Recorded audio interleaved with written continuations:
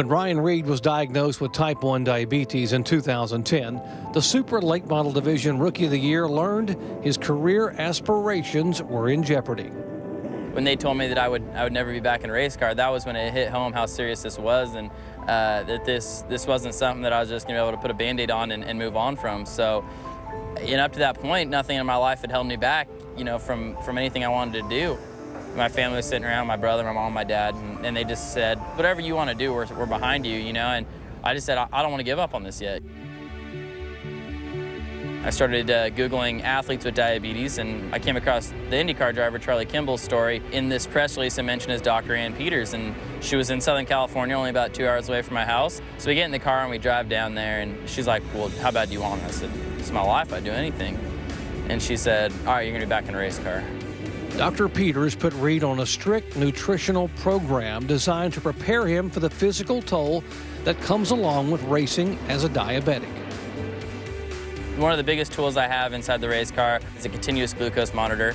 If my blood sugar is too low, I have kind of a concentrated sugar blend, endurance drink, that I'll sip on to bring my blood sugar up. If my blood sugar is too high, we have a sight on my suit that'll direct the guy where to give me an insulin injection, and he'll reach through my window, give me an insulin shot, and bring my blood sugars down and keep racing. In 2012, Ryan joined the ARCA Series. Last year, as a Roush Fenway Racing developmental driver, Ryan earned a top 10 finish in Richmond. What a story the kid in this 16 is. And this season, 3 years after his diagnosis, Ryan is the full-time driver of the number 16 Nationwide Series car. I'm not scared of the diabetes. I don't live in fear of it. When I show up and I know that leading up to the race I've followed my nutritional program and done everything I'm supposed to do, then I'm not worried. But just like any other race car driver, I want to win, and not winning is my biggest fear.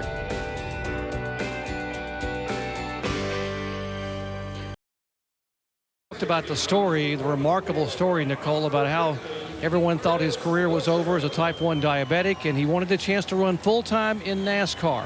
And so he is halfway through the season. Let's get a report card. Halfway through the year, he talked about how difficult this might be with type 1 diabetes. How much of a problem has it been as far as the diabetes the first half of the year?